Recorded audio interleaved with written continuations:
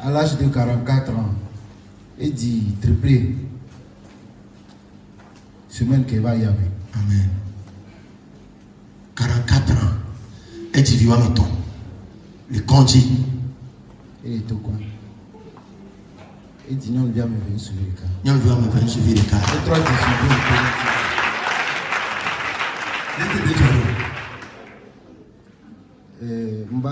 Centre de communion de les filles. Voilà, des fois, nous disons approché. Américain, à Dogbero. Voilà, qui me centre de communion, un titilo à Robin. Tout le monde a mis le Covid bégamé voir. Il faut le Covid bégamé. Il va 18 ans le Covid bégamé. Nous sommes là, nous sommes ni maou. Nous sommes ni dogo ya be mi la pom kuno. Be ehun ya kemi so isi lo ahon binu. Ni wonde ko échographie a me fait popo. Le vieux me fait popo. Ba ko jawa TV ni so a. O ti wa meton. Ameton. Ça c'est bien là.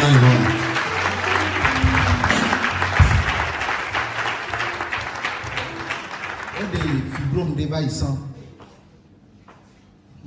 Et des au mariage, voilà, que soit pour soi américain, et au mariage à quoi, et Joe, qui est au Macboa. On va pas quoi, et au divorce. Voilà, Covid bégamé. Et trop bon, maouné nous sous, qui est TV, et la souffre présentement. On peut dire qu'on dit, on y a bien un mot, à Badouti. Amen. Amen. Ma fille, c'était trop dur pour moi. Mais, on peut les améliorer. Il y avait caca mado décembre à janvier. Il m'a pas somme on va faire quoi. Et il m'a pas non pour kokona à hotobena. Manani vidéo non va. Mawachu officiel non va. Il y avait été comme et Québec et avec été comme de kukune hame kudu dadi la de mon aso akweta dadi kanama wa. Dans le merci. Dimanche prochain, nous allons chercher pour nous.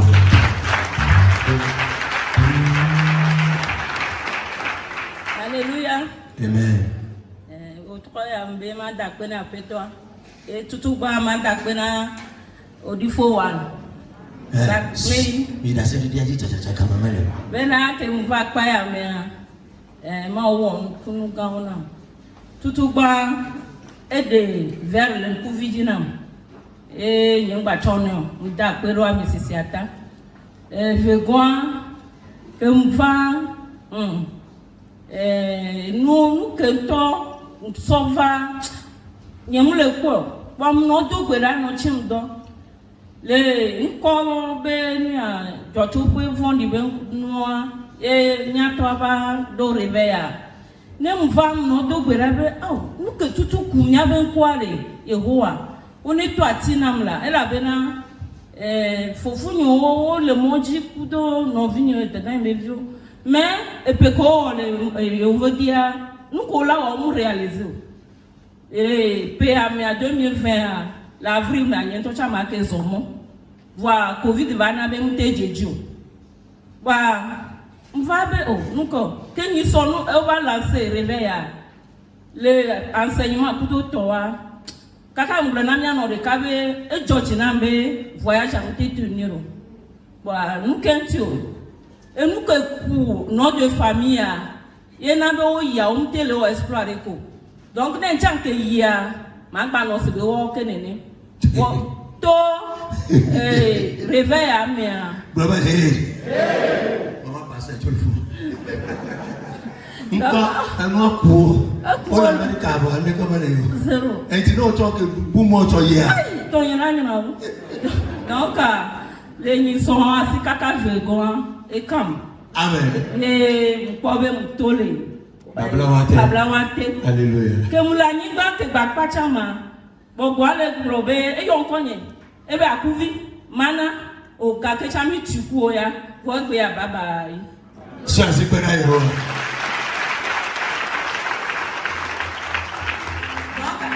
George na male pegbebe ne ma hu re ra gbe ni tia ne mu ya ma exploite wa pata wa ntile esi. Ça c'est bien. Praise the Lord. Look at my one. Maman passait de casse. Elle se va ne sont kava, les fourneaux de Pongoda, tout le ne sont kava. Alléluia. Amen. Jam dakpe na dadi dakpe na mamicha. Va hoya mea. Nous beaucoup de jora bedemi. Yen tina me magi daseo. Wan kene jode tinya ni somi au réveil. 3 jours wan kene jode tinya e pour de me ben dora di daseo. Ni so akemi au réveil so mercredi, va do vendredi a. Ndato la home, de moto ndato la home. Wa de moto do zone so la to va makokwe. Kudo de vio mi la jo ma ko mi ajo ilome. Wa va na ni le moadi kwa me lesebe accident. Oh, il me le go. Nke va accident kwa no to na me ma tro ya home le ma ve za oboa. Le ma trova. Kwa ke mi yi kwa mve so oboa mu titi. E ko sro to va parce que ne ma va prier le fia. E sro mu no na be avant. Parce que mi on so sro le fia so kude alliance nti. Voir que va ya home va e ho ke nen kuma na sro nyam bio sro be na o ho e dans le vodoupe dit. Va ne va fille ni nya odo kude nti agbe na. Ne mbene va prier la gbena kwani soa ke ma oji bena ya Sunday so fiwa ke mu sema ne kwa e bon kokos na le moji ke mbe va do bera ne kwa kokos na le moji mi do jagle mi do jagbe be to aji les enu aji le fun kwa e hunde pe ba e pum to ngbodo mereke so yin ko e vinye le nko de kalem do do me ke ngbe nko so recha yi mi le tapa Jesus kaka mi so e mo abe nko re ke da so e do toa. Et moi, toi, je ne vais pas me frère me veut pas tarder de jouer que par moi, toi, notre père, moi, que surtout, tu es va quoi. Et moi, tu as mon noté. Ah, mais si je me les beaux dominants, bon, mais si je me blessé, no yada, na ma ou. Notre téléphone, quoi. Et nous qui sommes là-bas, nous n'y coco yo, il a gagné tomber. Il me laisse pas le quoi. Nous tenons 20 minutes de rapper. Oya, me passe dans un autre royaume. Mais donc, me passe moi dans un autre breaking. Il me donne pas la de torture. Me pas moi me breaking on. Me ma jeju ma va. Parce que d'accord. Et ben, et vous êtes dans ce seigneur.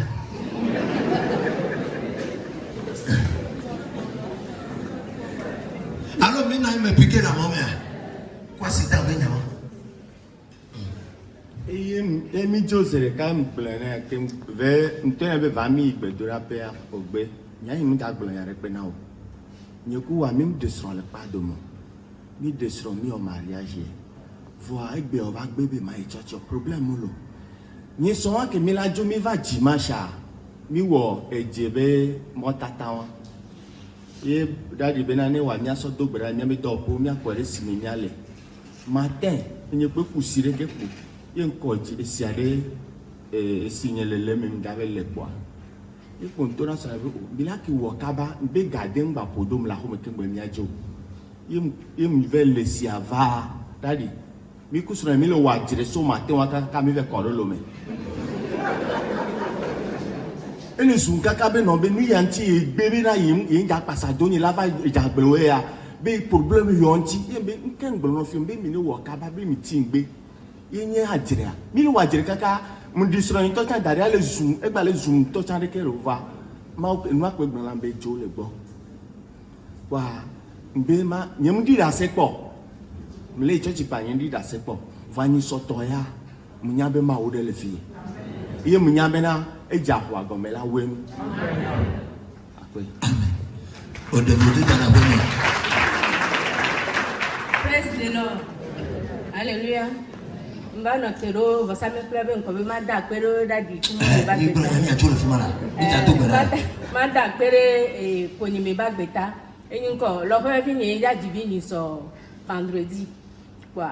Obola odo ni. Mbe omudo do obe ngbera mi o. Be visiti be ngo do na mi. Enti abo ma odo ni o. Kwa ke mba ye gba lo kwa men trova be ya nusi obe yin gba nesu. En trova yi. Ohule apete menam. Kwa oda parola bebe maije sizone ba plo eni a ho ehulu ameve be ehulu be kune kwa kenso eni a esi zo agbana kwa wo ehun bitu kwede so kore mi enso ina be nu buda meve pa emujo Njoza de kwa obe maso enova kaka mabaya obe nto nesi ne badia oso enua sizo obe waso perentia oso bato de bia befie ko so bato de bia befie mi po kenya nko na nya o se be cicatrice bonasi ne bitu queen de kemi ba gbo ba ho me sobo a ke ngba ho ma tutunti ne ba so funa ke so po ke po minua oho e me satan o dajela ko pe ta kaka ngbe te won do le de ri opo a nde pe ma we ye mi je pe to dora je ba si ami ane a ko ma o ba me vivia de bia le sese le no me ma da pe ni ma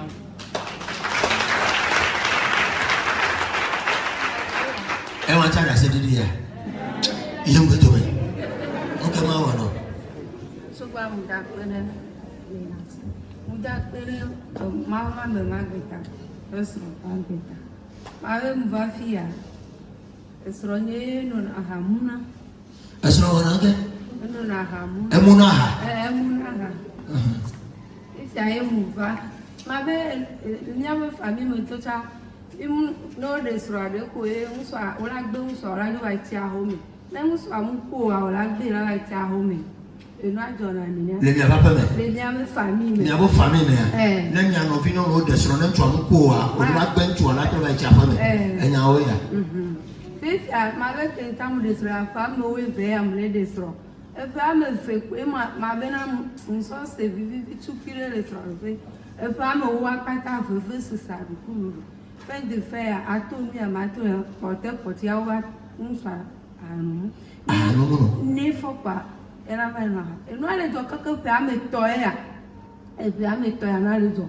on va chaka ro pe ni me ngba nyare kema wo o ma o pa o mi na church ya dari mu na church o mi na do ra pe ya o ma be o na be ni pa so bra le mi ga prophet o gbo wa mo ko ina ko be ni mi ko be paso la te no nkora ba la te na fi pepe la no do bra ma be nta mu ina bonya re ka mu pove kunya ya zito ni npo lo nti o ye ko be kwa ha no be nya ya si ton npo do nti o kwa no de do no mu to wa chaka e kuma do wo o ye ho apa ma tie me njo ba le butano kwa ma be mu suivre ma ma be le radio zion kwa ne le gro ma unya e no to na be ru ke le jore jinya ne mu ye gbo ma po dododo onye mte china techa ino eva ala pastor to na be mi ga imi agbo kwa gbere ka mba je won ntora no bi yun su ya bere koko mi ajo musera pastor mo nko le de ti ko ba mi gbora mi do pe pi ko mi bi omo tapa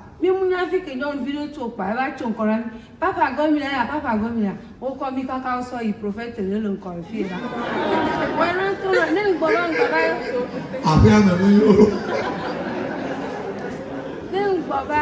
Baba le suivre et moi avec bébé amujo di na make we pe mo va se le furo Baba na lo mi pro e trop bea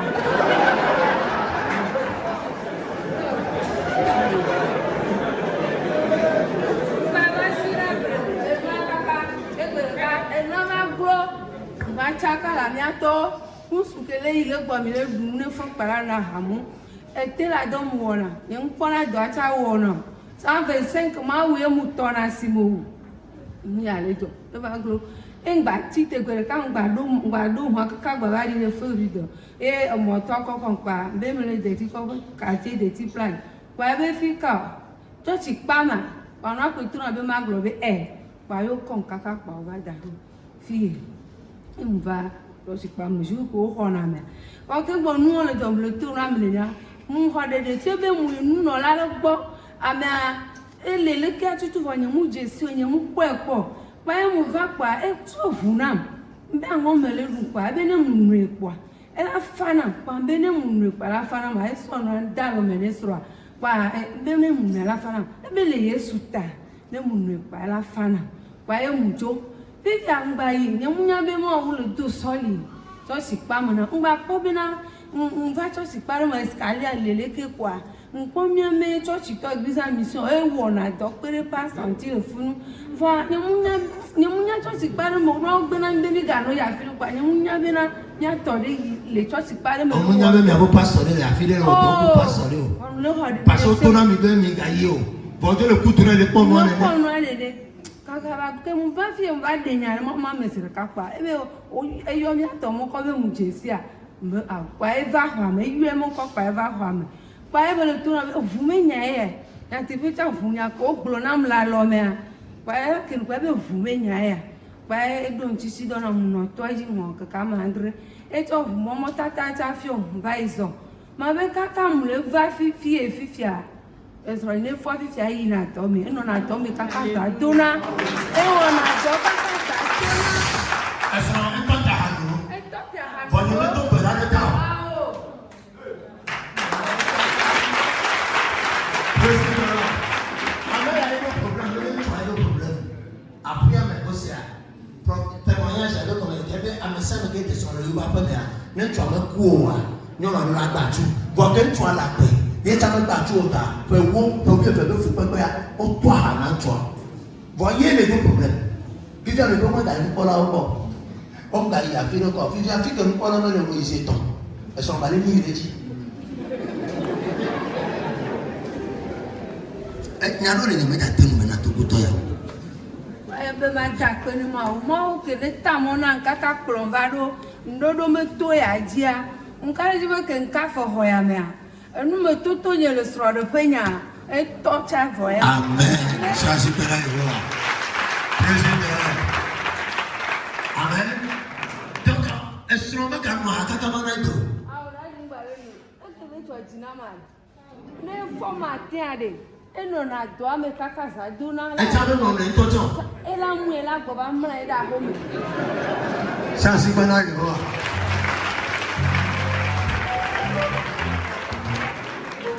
praise the Lord and you all know be ma da pena ma wigbe ayi kacha wa e close Samuel be via kacha wa e ya be secrétaire wa e be secrétaire wa lena do subon be si agbe adolele po enyi tonyi ehun no na sinyo wa fofo ni ede ni paso e kan dadi basem na mblo na be va mi jolo va nyi to mle kwa no akobe yila yembe ne plomia ikwa dimanche ke mi do mi aya nde ba kwi mi mpe yo ba jour ke mi ba va so enyi le 30 août ba o ma sana mi ke mso ya ho me o be mi adogbera mi anu mi amanya ke munu ya ele sena o donde zodi yebele fio ele tefu wa ko konere mi ale ke be diri na kaka ina gomani ni la menile wo wa banko be vide amle no la messe me vide ken boy le 15 août dadi va piquer me fie be blonya de onam mle bureau gbere ka gbe a camarade de classe ni reva wa nya yim nya be prophète be nyu pa blonya gbogoro na be nene be ni on ma plende so ina nonyi yembe nonyi alo tonyi ebe nonyi eglo wa be ne mu ya ela blonya re nanyi wa ma don ku ete ediro mbe yo wa na mbe du me o nya nyim va yo mpleno so ina nonye ya va nglonya de pepe na mu anyi so aka opike ma mle globe na nsisi kele nkume na ma enyi nde kwa nglonya o ke dari glonya e gloju wa be na nko nyim ten wo no parce que gbongbon na ndu nyele yiti yembe a ke wa gbongbon be nya nyi gba ko mi awe nya gbon toto nwa wan ke gombe ti la gbenye mi a e la wenu ndi ma da pegbe be ke ndo hoya me ma wo dongana tout 2013e to tension tike nu ke mba fia yenga nipo ehun tike a yenga le nu sibe enu ale ke nu ne msanti be hun le manke ma en dona susuna enu na do susuna pa da di be sanke be na mia ne nkunu file kan nu kwa no na temno na nywere ga 2018 a mu crise de tension e punyo ko le fia o do li tepe na no Panyem personnel lawyer wona msensin. Wa mva ikonzi wa so gapo ma sœur ogbo so gapo Rosia lodina kwa po adre making mo we ntema vuvire.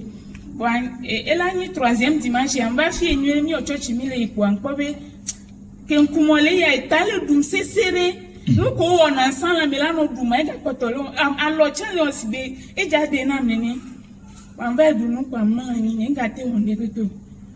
Wa mba va fon ezami ba file kwa no kale wonke me aho egbe amemu va do gbere to voa e di da sibena e dana di do chaque 10 minutes fo e note na e un note ri da di ba misisi ate e mso ho akwa ntitiro alors tinye ku vire munukwa e vonyenga sende kweko me madi da si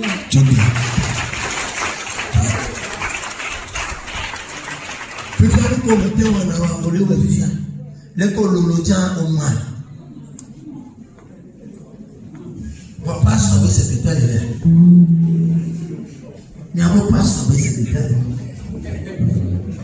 fa mi ota nkai to Santos ma paso be secrétaire Bobo ma ga ina glori la bo le ka secrétaire ni na ama posite ni na ma bo bo la le dani ni ta na ko le nyana le ko ami ala mi matike ano secrétaire na o Christ le fumane on est comme la nina look at my one Alléluia. Amen. Je m'adapte à ma mabe permis terminal donc à qui mito anadia nous tous ignorons voir après nous va les ma plan quoi état on a 1 heure de temps de gens les tasses nous plaît de libre nous nous patana mwa me marche quoi il non est comme ba fille qui date de motatana ma état lo amiajo qui me va examiner à terminer tes examens dia ma comme erreur de support qui me dit on avait matière de base etc. On a mis chez ma soubon à le chez moi gaga quoi affilié qui va les chakam yamba ndoma bia me kelin konya kwa ticha va kwa ni bininga vombina nte bia me pepe fa bininga vombina ngbe over kwa ma to ngbe ma da pera ma o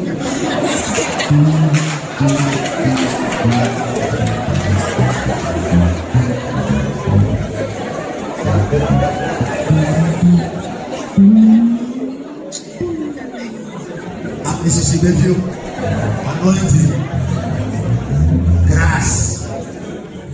Les amis, teacher told à côté de tous les classes de amis au passé ça. Et il y a un possible non. Nous avons mis ici. Mais c'est déjà le travail avec lui examen pour encore tous les tableaux bien passés. Le voyant. Nous devons les animer c'est là comment. Nous comment on a. On peut déjà connaître mon dia. Amen. Donc réveil qui mama me wo ko saki ndungu ba ya futo kwa ba fo ma ubujina Amen. igba ke mi le réveil ya me ya daki do ti dans les considérer les camé vendredi ko mi pas les filles mi a home ya o dans la home nam et puis o dans la home et dans va ka ba terrasse va la ba do asipe la home nam et les vieux La forme. Jesus. o dans la o dans et ya vendredi wa le dati be mo yanga el ko be na ne wo nyima o supola yi o mule dogbeda afon jike asomwa adafo eme hasia mi adogbeda ba to wa baba no be ola ahun bi gbogbo ola gbedu mi no La kulbo. lo dogbeda C'est vrai que les kulbo ya. Et toi ben mo ti o foto le fi ale pufu. Mais le black mo le wo. De kate ya toi ben nous ko le si le voter ken go be le fi le pufu. Ah ba o ga ko be le pufu na ngelo. Ma le bitasi. Bien le wasia. Mais black. Bien. Mais black. ye mso ho le odo ko ye mi asiga ko a yo de makoko so ba de ko be fi ye mu da ma de mo ame oh ka flan mo le ko moi depuis 97 bon villa me a ni matin moi da ma pour le mondio enye zodo agwe to ko sel boa de kayere ko et so lo moji bébé vidéo 3 mois la l'homme né soin et qu'on vient de 4 ans encore mais tout pharmacie donner tout sous me deki quand on peut kwambe Yesu que do moi me voir que la joie et nous aller de moitié le ma écrasé on les frères suffit L'abondance be mitura. quand même qu'on fond On va ça vous manota. Ajeto. ouvert le kadi agba nous le serrer que nous les parler comme on le monde qui bon pas moi avec vous voilà dit mon vieux bena ne onye report baby yo ka fanya ma dia ne olo moja ela vile pe na ho no no lo mecha de ma me de pe o e gbe fi ko si na no adun ku fi nyawo nyawa e di agbeyin ti bébé vie de 3 mois la lo me nyonu wa mulo e munya le fun ko bo ne mulo o mulijan devient 4 et 4 ans ya jan voir e di pe mo de vieux e mu bi kan ko na yin o if il y a des cas si tu vois toi tu t'as dit ton facile tu me vois depuis 8 mètres tu as défilé mais monsieur calme-toi Dieu t'a sauvé la famille calme-toi les calmer et bien à quoi on donne là on va au témoignage les secteurs à main papa une saison sur moi avec les gilet le téléphone n'y a pas que venir et souvent je y ça sont ici amis dans le faut parler quoi avec mais j'ai mais comme vieux et moi alors moi j'ai pas non ça ne va pas avoir à mais avant et mon frère tu as mal conduit chauffeur vraiment Dieu avec toi hein à mais avant à mais pas nous tu me connais à mais que m'yaning mais avant les filles n'y a que venir mais la personne que je suis qui je suis si vous pensez que la personne que je suis, vous aurez peur ici. Je vais appeler tout de suite la direction pour me faire le conseil ici. Tout fourrier. Mon frère, tu as mal considéré, tu as mal conduit. Et voilà que Dieu c'est le cas. Mais regardez que m'a rabé, m'a dit.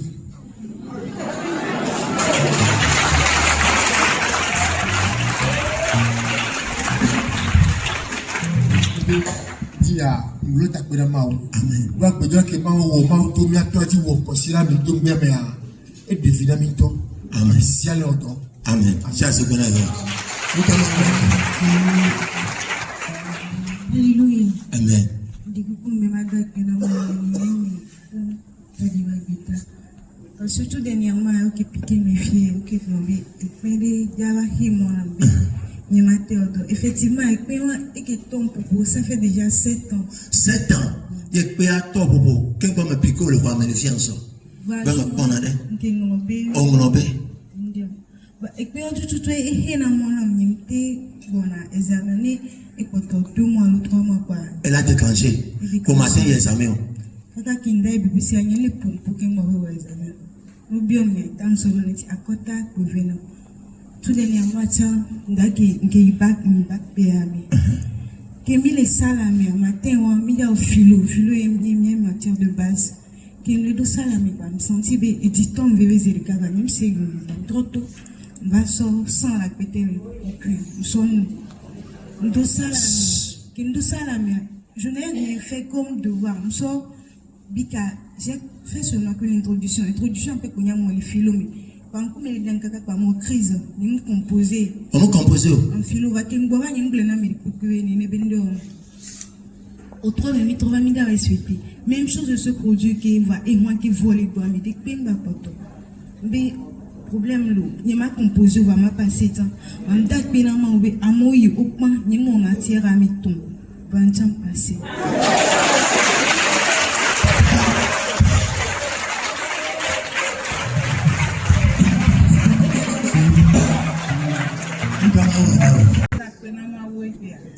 Donc, et où est vigno pata au passé le PA.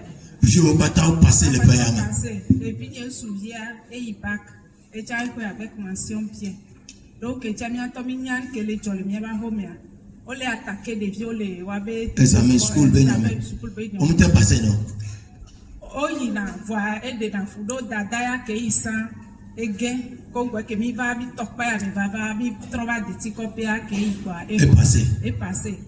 Donc nous souviens que EIP amea niento le fond va nyabo nyabe devia et on attend pas va savoir do et beza bien tali on savait petit be nous sommes d'assina robot be ba bena nous si anu que les gens so et toi va home yele attaquer wa toka kaba le attaquer de vieux ba inko wa nous sommes d'assina be yo atone wo abadami wa nyanya wucha jeudi wa ga mecha mi le to gbera so nko be jo to kwanti ke dadi fio mi be mi an ti terminer mi an to gbera cha wa jeudi a examen be gbo ba mbo mi atolo message be we ade ke me bo mama o le voin ma po ya ele ti di o lo pe ko be o mama o nya be mpase wa so be porta bana be ma po be nlo ade ye be a o yesu ape evo jijo mi ku devio mi po la home kwa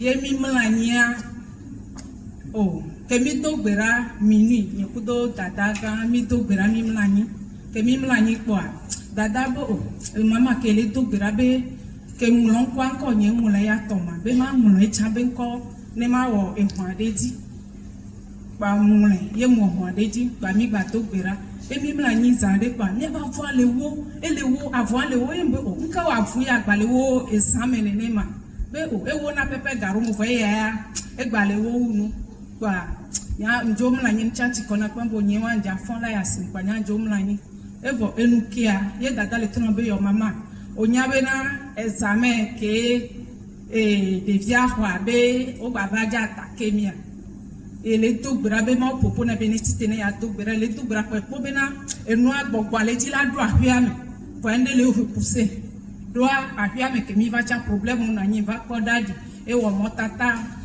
na mi le ahia me panko be o ele o to po enu ale rejeter be po ele gbogbo ale pompo do e finya be examen et que wa ho bac wa ho wa me ni wa no fiato ti ke ya so bac bien mention bien wa so le yima ye be daje be sa enya oya examen ba lo me passer ça o ba bien c'est me fi que be so le yima enya me ta to ba ye ko le be o be sa mi te si Yesu be mo e fa fi ti ami ho Yesu mi tro Kristo to entia o daje be na me same ke kase wala kulibwe o daje le to gbera kaka pa o mute do ahia mu ye mbe ma ta pe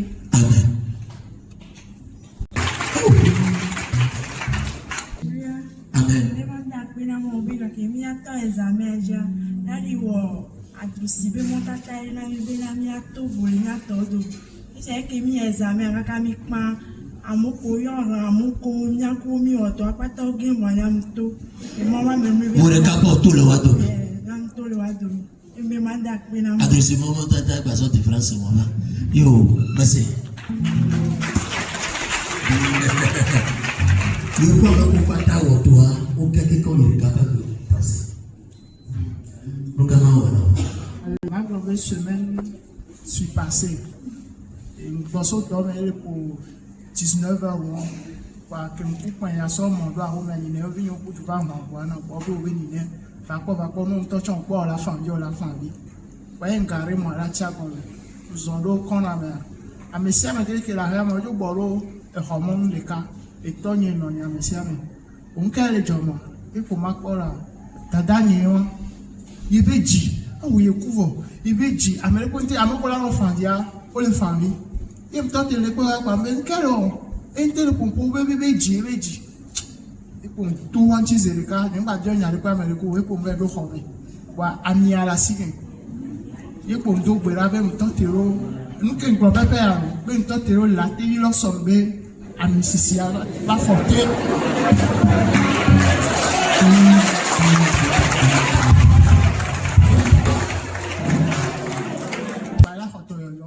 rapidement nye duré le gbe nya ke ngbola pe wa ko intro mbe wona na mo ye ndo kwa mi kwa ye kwa mi alo zo dominer ye me ne ke ngume be ma ke ngume be ne ke nwo chukara ku be ne ke ngume be ke me ko viroro enu me ne kwa nya to tulo wa gbo serika e ko mba do ho me nye mbe ma do gbera to cho parce que ho serrer la sin ke to fi me ma unya ke le se nko mi to le pon kuku ya ho serrer la sin ba nye ba ma do gbera ça c'est pas là yo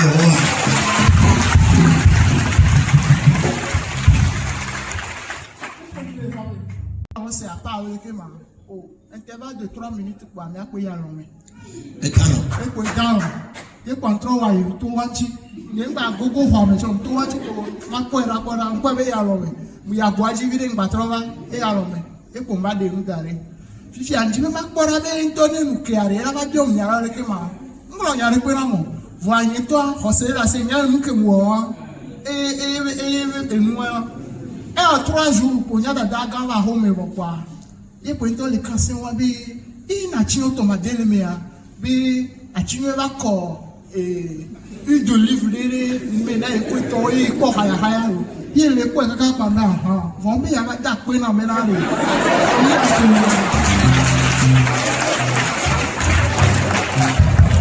e wa na njide ko nya zere ka be ho ya me ke leva gbagba o ni so samedi vendredi we trop me pour 19h me ko nyangola ke npo ba le kwetan ye yom go be ya so awuro na ba nye li na ne be ma li awa me fero na ye me problème le tout le gbo kwa ni so la dare ke nyango ba se 21 me wo kwa ba kwa awa le kwa me donc à ke mfon matin 5h dans Jai Sport ma li be no ke gbe majo voix ça mais un coup de drain c'est be ame fait ame on va on be drain ke fait que me li mu kwa e drain va na mdon ku be drain ke ku ame ku drain be ton ku wa e me Moi, on coudrait à Wanyan, d'eau, bérabre que, et couper pour boire le temps de journée.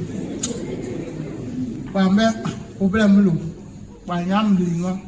Dès que ça va se passer, le courrier le téléphone, quelqu'un, d'eau donc pour moi. Oui, trop, mais yam de une heure, tu pas. Bah, ne coupe pas son émi, les conseils avec les cantions. Bon, après, pas soigner, qui a mis une série. Donc, parmi les conseils avec les cantions. À ça, on met les canques quand on va passer. Les mots, vous font ça, vous plaît, dit.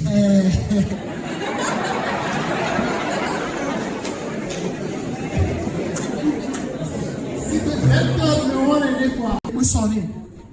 Bon, faut y payer, on va vous y aller. Et bien, il comme le mal. Et même les tchotchis parlent. Et bien, me dit la home et bon, il ne peut pas tellement. Et bien, ma pour du yahoo, mais bien, les gens la home. Et bien, quand les gens m'ont pas de blagues, bien, les mouillés voient, une point, ma troyo et il y a pompo. Bah, tu cas, quoi, son bar. Ouais, les tous les pas sauvés. Mon coup de drain, on sait, il drain qu'un point. Et bien, le verre à mer, mais un coup de drain, mais et tonne coulot. Papa sọ dès que me le ti jajajaja ebe ma ho ti gbore ejiyan le jeme wa ye chen jira is kan to so telephone kwa yo dada yi fika bele be la ho me nke le jola ya mu ebe le yo won portable am le yore be de lo to yen le fie nya o ma nke lo me be yin ya ke la de gomla o ma de blava wa pa so ma to te nya to gbera wa ye to gbera wa ma wo be nya gbedura ke le to am church na mu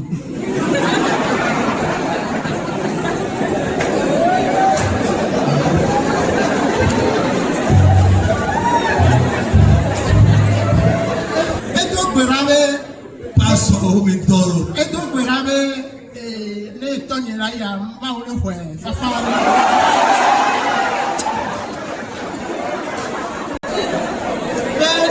be gamesu e be ya be ma wo le hwe fafa ba o ji ma e ka tonye ma la do kwa e pa mjo le ko se ko me gbera chan church na mo wa e njo le ko ku mo ndo agboji kaka ma lo agboja ni ne o to ho agbada o se mo are gbo ho agbada re ndo terrace me a o ma o fe yan lo itonye wa no to choku ala nya be ameajo e amogbon lo nyam se na e le pompo kuro anolio o la no se fi ke itonye ale ya sigbe o le do kojo kwini ni amoro be edasi venavi be po dare ngbale o enu wa lo ebe egbe yan wa ye ngbale yan wa gbo Écoutons, on est tassé, on est d'atouané à Dieu. C'est le pompo pour toi, là, c'est on le bien, et on le pompo pour toi, et Noé, dès que il est balavé, il dit, on le kaba la gamme, il est ici, on le pata, et on veut attaquer le bouton avant, et de nous devons dire, et tu, papa, de Dieu tombé, pas comme un tchakalé, Trop bon va donc il me prend d'acheter avant on la signe.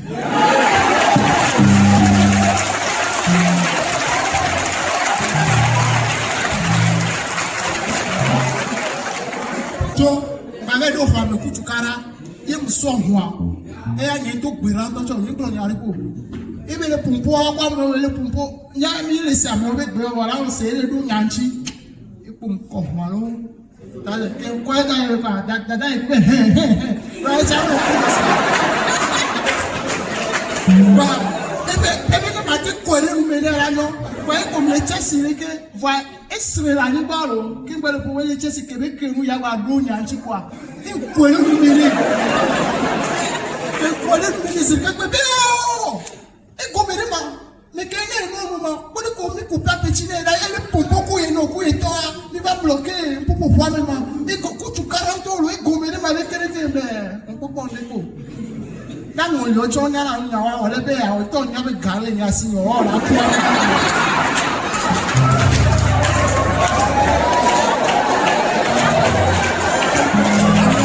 macho enya ke le ko la dia c'est 10 minutes après et to le pe yom avec un seul kaka ndate wa bori kala ko wa bini to hare are ma jina e ma we to ha nyam yo ba ha e mo be e chai ha wa ya ku pora be na e ko la di e mo Então tô com bastante ameke sre amesi ame o telephone amesi ele yo ame ale ke ya o to nye site o e po ka me ma ude le fie